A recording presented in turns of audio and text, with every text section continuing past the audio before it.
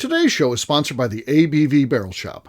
The ABV Barrel Shop is located in the St. Louis metro community of Arnold, Missouri. The ABV Barrel Shop is focused on one thing: single barrels. Best of all, you can try before you buy. Head over to abvbarrelshop.com to sign up for their email and text distribution so you know what they have in stock, what classes are coming up, and who from the industry may be coming in to visit. The ABV Barrel Shop. It's where single barrels live. We are also sponsored by the Bar to Go. The Bar to Go offers traveling minibars that are no bigger than a small purse or toiletry bag. Best of all, they are fully customizable so you can create the perfect piece that is unique for you. If you own your own business, what a fun and unique way to promote what you do. Check them out online at thebar2go.com. That is the number 2 in the Bar to Go. If you have wholesale questions, call my friend Isabel Clark at 504-481-1297. Finally, we are sponsored by the Neely Family Distillery. NFD is a family-owned business that keeps ringing up awards in the spirits world. Head to Sparta, Kentucky to experience the family history, award-winning spirits, and meet the Neely family. Check them out online at neelyfamilydistillery.com. Now, on to the show. Let's drink!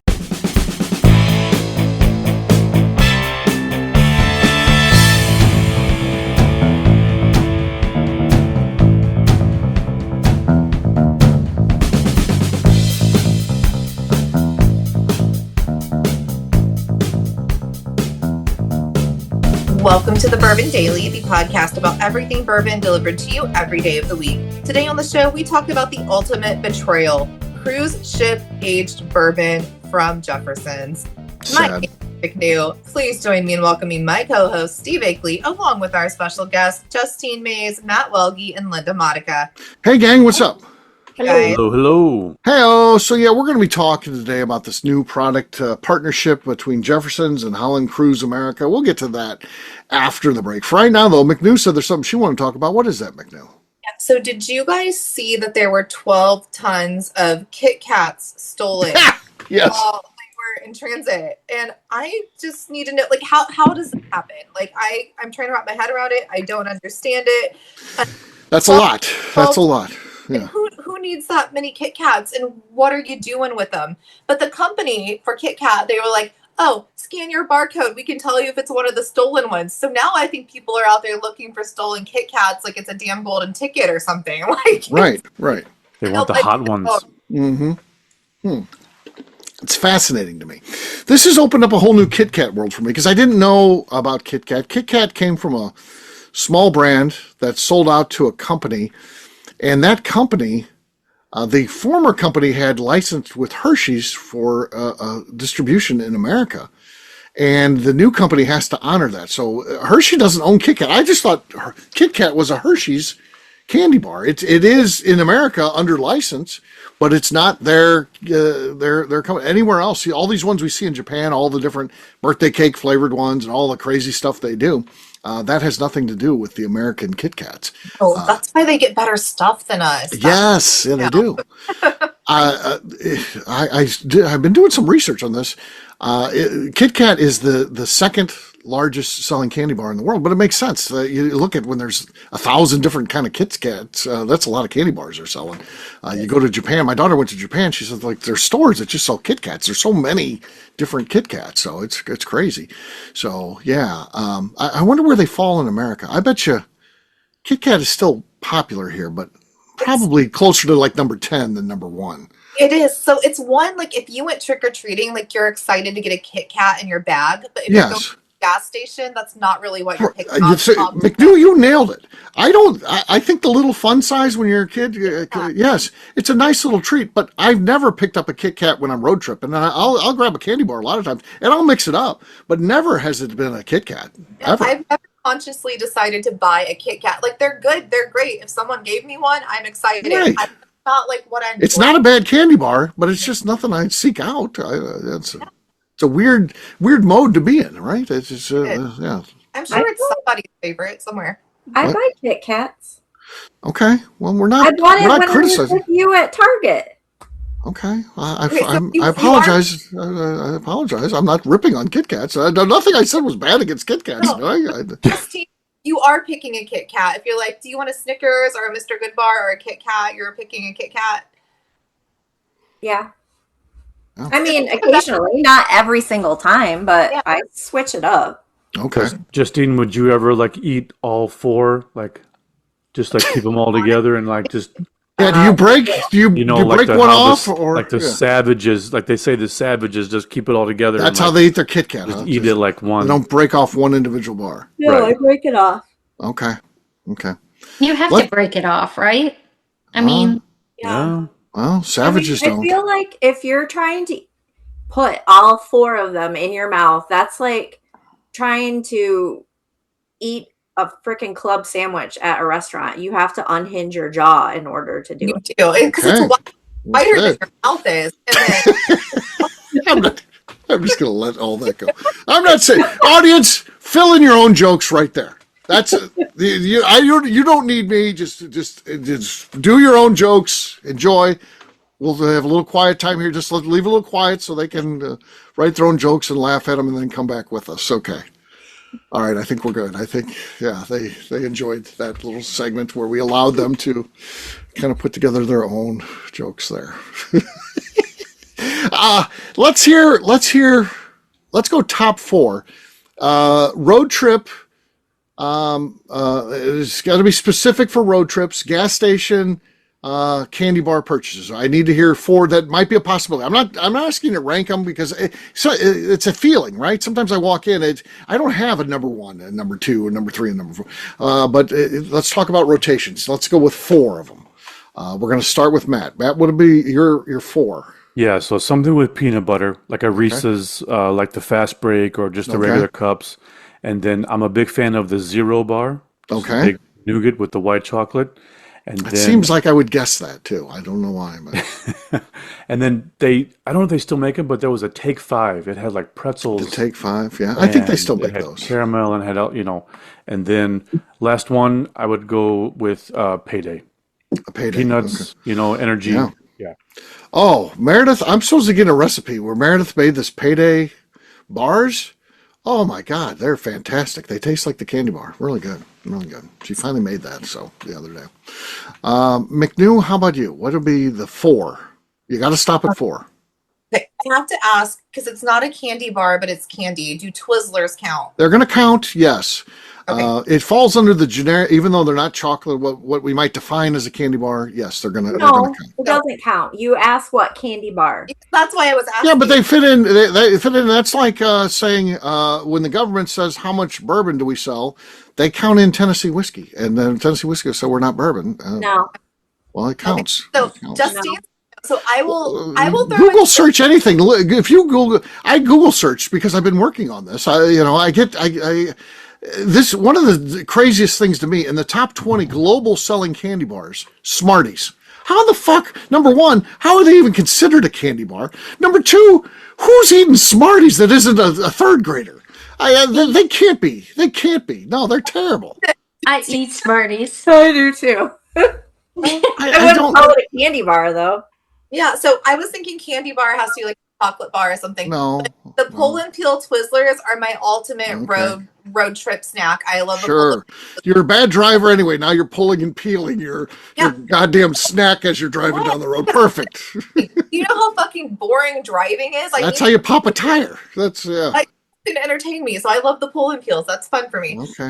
But if those don't count, my 4 candy bars are a Snickers, Okay. Mr. Goodbar, I like Mr. Goodbar.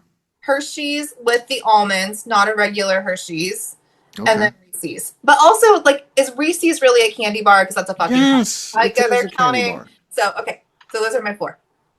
All right.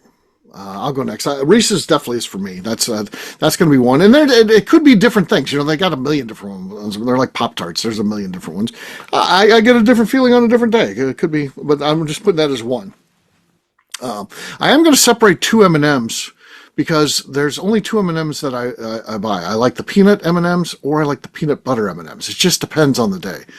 So that's good. And then the 4th one. What? Every once in a while, I think this is going to be a controversial one. A Heath bar. I like a good old, because I like toffee. I do like a Heath bar. So I will It's a buy good that on one. road trips because That's a I don't good hardly one. get it. And I was like, it's a fun It's one to better get. than the Toblerone. The Heath bar is better than Oh, the Toblerone. yeah, for sure, for sure, for sure. All right. Linda, what are your 4? So, Snickers with almonds. Okay, yeah, that's a good one. For Ferrero Rocher, the little Oh, lemon yes. Oh, those are thing. delicious.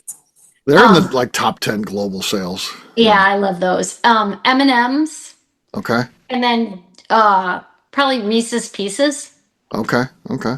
Fair enough. All right. Justine, how about you? What's the 4? Twix, Okay. Mm. I like Twix. Snickers. I do feel like Twix has gone downhill a little bit, though. They Why? need to get their act together. They're not as good as they used to be, I don't think. I used to sell Twix candy bars. They were better back then. Did you get a right one instead of the left one? The left ones are better. Oh. But I like Twix. I used to have. If you would have known me back in the day, Justine, I could get all the Twix I wanted. All I had all the Twix. Oh, Justine would have been my best friend. All of a sudden, she's like, "Hey, you want to hang out?"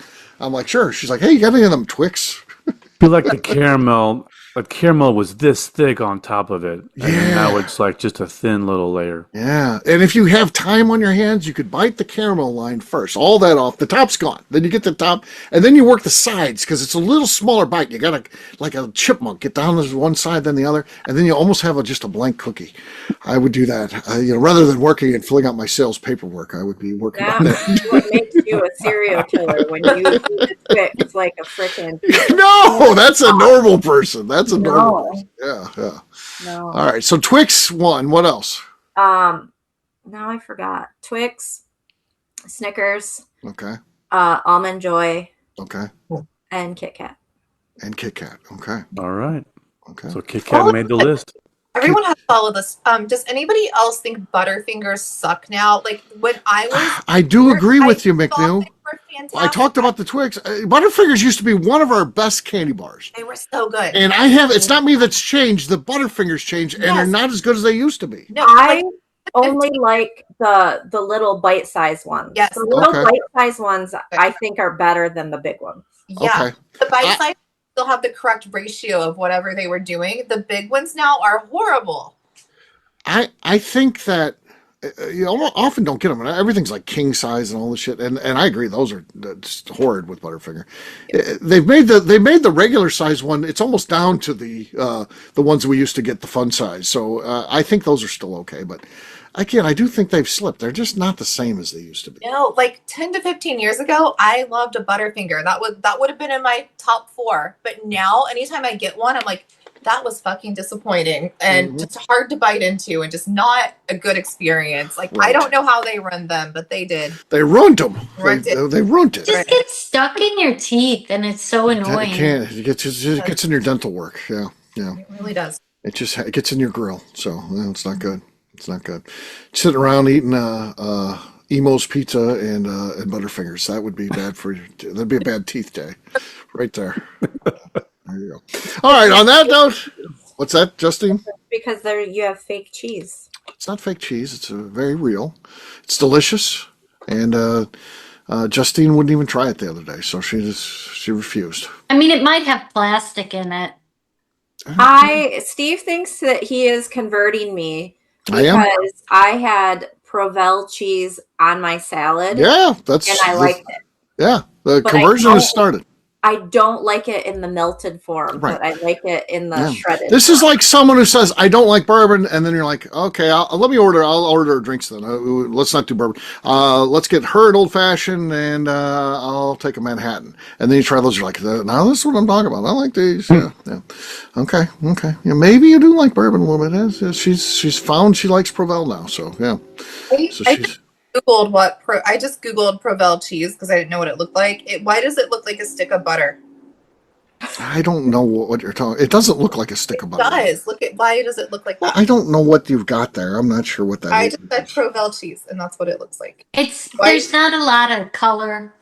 It's Right. coming in like the fabric that like the It paper. kind of looks that- like government cheese, like the packaging. Yeah. for It government. doesn't look like that. I don't know what you're. It's the internet. It looks like weird There one. it looks. Yeah, they do sell it like that. Yes, yeah. That would be for like Justine's salad right there. That's what they put in a salad. It's in the rope form. They just cut it up or whatever the ropes. I feel like when I had a puppy that like came out of his butt, like when you Jesus Christ, what the hell's going on with that puppy? Provel cheese is coming out of your dog's ass. What the fuck is going on? I don't even understand. Yeah, and I'm not like the Provel spokesperson. I don't care if people like it or not. I don't what the look like dog worms. yeah, I don't. I'm not sure. I'm not sure what the hell's happening. All right, man, unbelievable.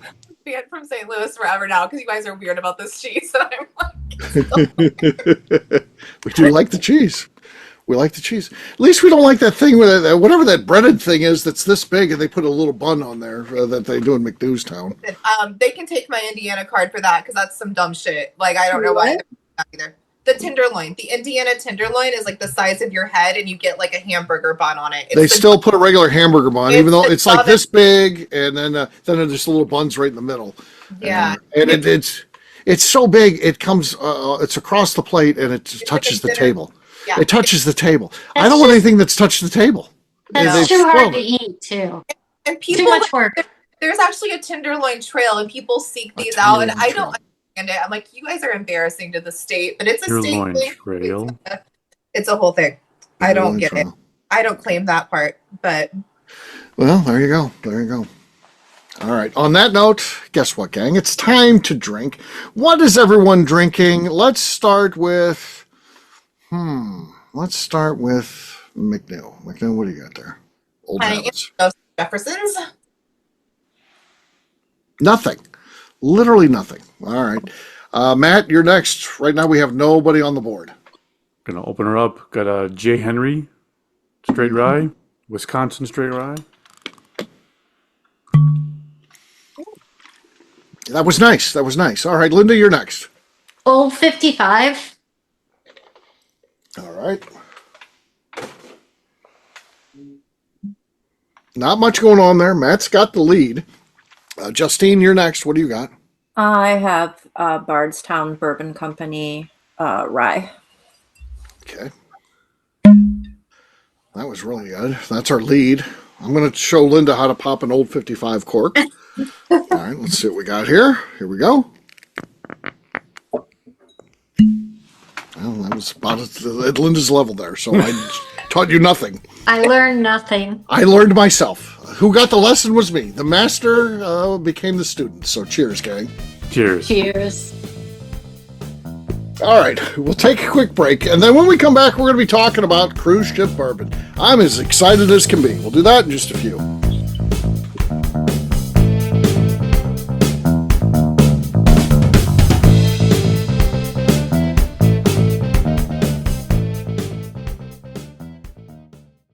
Okay, let's talk about the people that make these shows happen. First up is the Stave and Thief Society. Via their in-person class at Moonshine University in Louisville, Kentucky, the Stave and Thief Society is the place where you, a bourbon enthusiast, can expand your knowledge and emerge an executive bourbon steward. In 2017, I completed my executive bourbon steward certification. It's the most comprehensive bourbon certification available and connects you with an expansive network of bourbon enthusiasts and professionals. Check out the full listing of in-person and online certifications and join the society today by enrolling at staveandthief.com. Speaking of Executive Bourbon Steward certification, the ABV Barrel Shop in St. Louis, Missouri has developed a unique partnership with the Stave and Thief Society to offer a preparatory class to assist you in getting your Executive Bourbon Steward certification. This prep class costs only $25 and is available to take live or online via Zoom. Graduates of our class receive a coupon code good for 15% off your Executive Bourbon Steward certification held in Louisville, Kentucky. This saves you almost $90. Additionally, you can collaborate with fellow attendees to split travel costs when you go to Louisville. If you're interested in signing up for the class, simply head over to abvbarrelshop.com and check out the classes and events page. Last but not least, we are sponsored by Neely Family Distillery. Royce Neely is the 11th generation distiller in one of America's oldest distilling families. A visit to Neely Family Distillery takes you through family history, where you can see all the artifacts and newspaper clippings through the years from this family that started distilling in America after James Neely arrived from Northern Ireland in 1740. Today, Royce Neely and his team are crafting some of the best spirits in America. Their bourbon and absinthe offerings keep winning top honors in the spirits competitions. Recently, their absinthe made history as the first platinum winner in the absinthe category at the San Francisco Spirits Competition. Neely Family Distillery is definitely a bucket list destination if you are a bourbon fan. Learn more about their spirit offerings, visiting their facility, and the awards they have collected over at NeelyFamilyDistillery.com. And now, back to the show.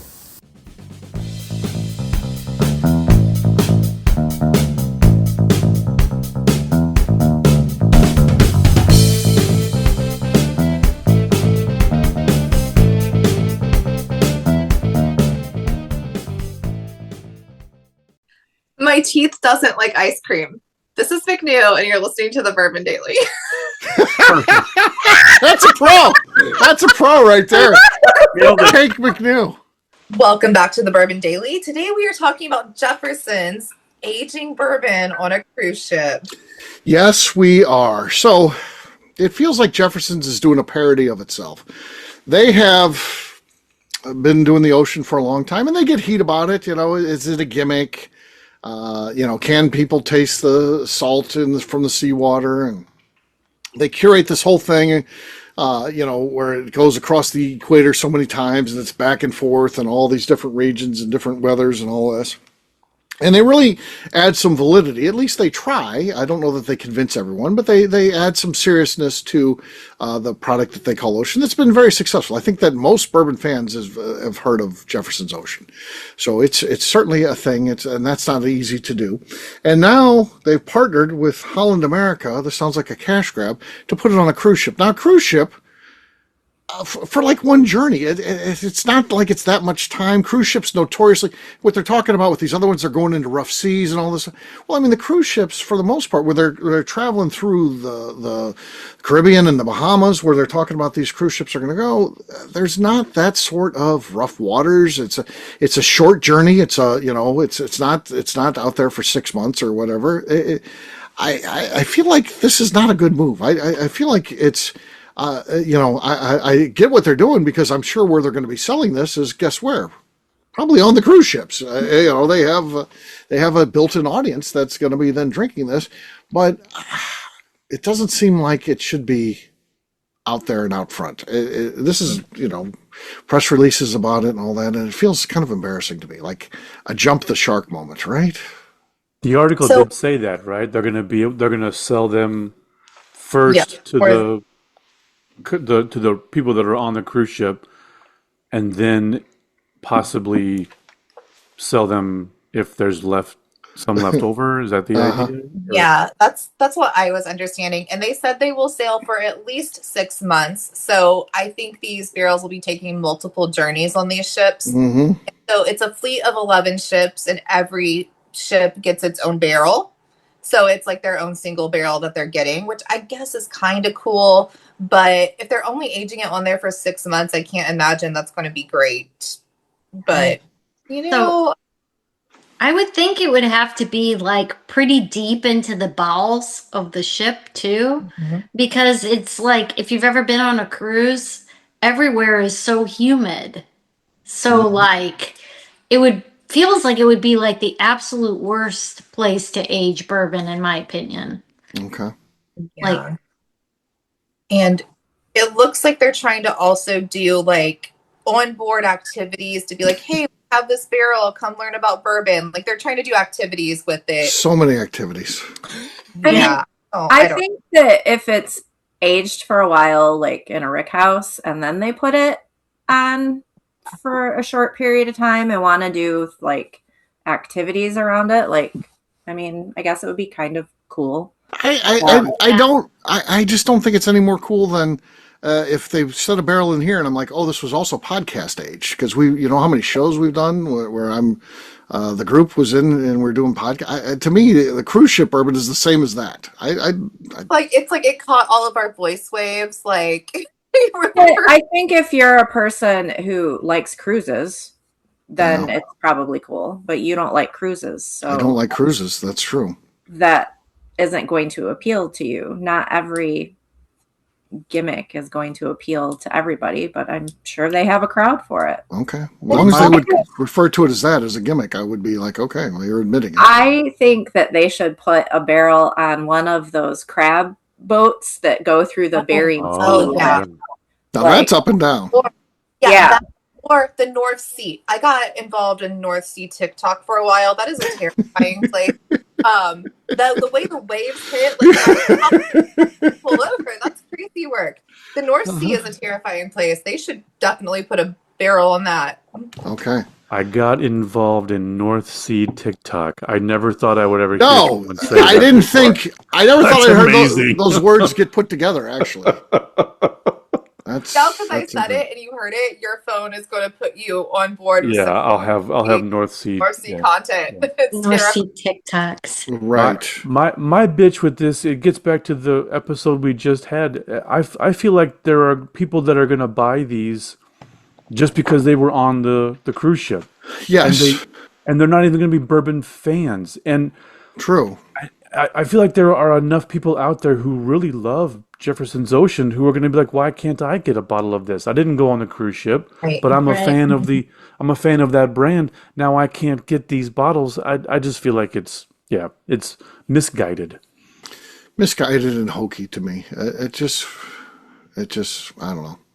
Yeah, but it's also with Holland America, and I feel like they do more than the Caribbean. So maybe it'll go on longer excursions than we, think it will. It's not like they're just going to Jamaica or whatever. They're going different places. Okay. I am. What if it was on one of the ones that goes like from like London across, like the one customer in the shop that did his honeymoon on a cruise from like Europe back to the United States? Oh, so a transatlantic. Yeah, that word. Kind of cool. Yeah. Mm-hmm. Yeah. I guess. I don't know. I just hate to see them, I don't know, chipping away at one of their cornerstone products that people already are calling gimmicky. Ocean, and I've been a fan of Jefferson's Ocean. I like Jefferson's Ocean. I can't say I bought a bottle recently, but in the past I've bought that, and I don't know. It just feels like it's a parody of themselves, and I'm not a fan of it, but. Maybe because they have a built-in audience, maybe if you're selling it to people that are on the ship and it works, I guess maybe it's smart marketing. I don't know. I kind of see that working because cruise people are kind of cult people. Like they're just like, hey, this was on our ship, and we did. Like people get obsessed Right. with the ship they cruise on. They'd be like, this barrel is only from our ship, and nobody else gets this barrel. They're going to buy tons of bottles just because it was on our ship and it was part of their experience. And there are a lot of them are loyal to certain cruise lines. They are. I've discovered that. I don't know anything about cruising, but we got customers that come in and talk about it, and then they only go on one brand. So you build loyalty points within that place. So I could see them then wanting, if Holland happens to be their cruise ship of choice, or line, I could see them wanting to buy a bottle of it, I guess. So Or that'll be the bourbon of choice at the bar of those ships. Right. Right. Like next year they'll have those bottles for sale on all the cruise ship bars. So yeah. So I don't know. It's interesting. I guess you got to do things, throw things against the wall, see what sticks, the usual stuff. So there you go. All right. On that note, we're gonna wrap this one up as we always do by talking about where people can find us. Matt, we'll start with you. Where can people find you? Yep, you can find me going down the North Sea TikTok rabbit hole and across all socials at Whiskey Tequila Fridays Podcast. All right. Next up is Linda. Linda Monica across all socials. All right. Justine. You can find me on Instagram at JA_Maze. All right. McNew. I'm on Instagram at McNewABV. All right, for me, I'm an easy guy to find. I'm at Steve Akeley, Twitter, Instagram, or Facebook. I've got a website, steveakeley.com. We've also got a company website, ABVNetwork.com. Check it out. Everything that we do is out there. Also, come by and see me. The ABV Barrel Shop, the place where you can try before you buy. We're getting a lot of picks in these days, and they continue to roll in.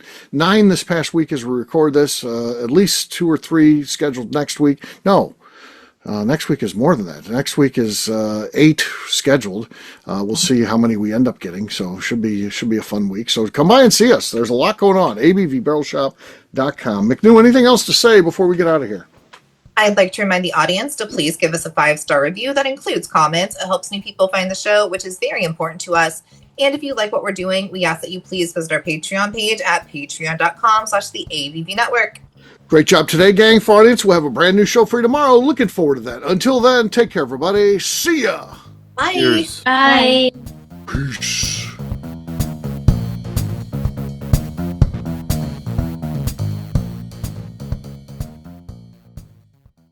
Before we let you go, let's talk about one last thing. The ABV Barrel Shop in the St. Louis community of Arnold, Missouri. The ABV Barrel Shop is focused on a couple of things. First of all, single barrels. We are the place where single barrels live. We go to distilleries, taste through the whiskey, select the best barrel, and have it shipped to our store where we present it to you, our customers, by allowing you to try before you buy. We're also known for the classes that we have in our education center in the store, as well as the events we have with industry professionals from the bourbon business. If you are in the St. Louis area, please come by and visit us at 6 Fox Valley Center in Arnold, Missouri. Or at a minimum, at least sign up for our email and text distribution so you know exactly what's going on in our shop over at abvbarrelshop.com. This is Steve Akeley, owner of the ABV Network, signing off. We thank you for listening to our programming and truly appreciate your support. The Bourbon Daily is part of the ABV Network. For more information or to become a sponsor, please visit abvnetwork.com. Thanks for listening and cheers. This has been a Steve Akeley production.